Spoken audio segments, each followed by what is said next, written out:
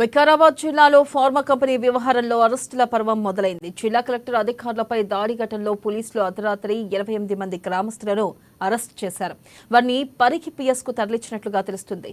దుద్యాల, బోమ్రాస్పేట, కొడంగల్ మండలాల్లో ఇంటర్నెట్ సేవలను నిలిపివేశారు. ఇక దాడి జరిగిన లగచర్ల గ్రామంలో భారీగా పోలీసులు మోహరించారు.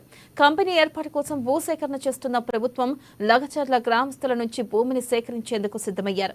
అయితే గ్రామస్తులు దీన్ని వ్యతిరేకిస్తున్నారని తెలియడంతో జిల్లా కలెక్టర్ జైన్తో పాటు కొంతమంది అధికారులు ప్రజా అభిప్రాయ సేకరణ కోసం గ్రామానికి వెళ్లగా అక్కడి ప్రజలు కొంతమంది వారిపై దాడులకు దిగారు. ఈ దాడిలో కొంతమంది అధికారులు గాయపడగా కలెక్టర్ సహా మిగిలిన అధికారుల వాహనాలు ధ్వంసమయ్యాయి.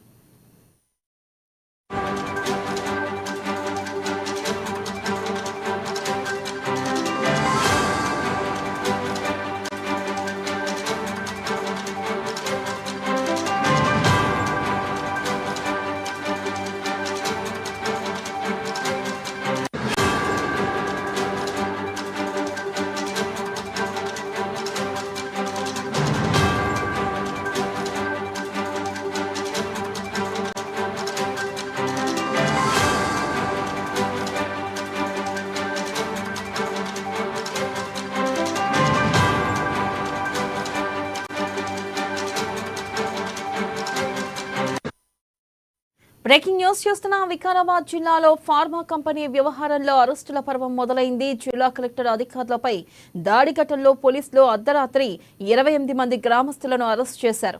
వారిని పరికి పిఎస్కు తరలించినట్లుగా తెలుస్తుంది. దుద్యాల, బోమ్రాస్పేట, కొడంకల్ మండలాల్లో ఇంటర్నెట్ సేవలను నిలిపివేశారు.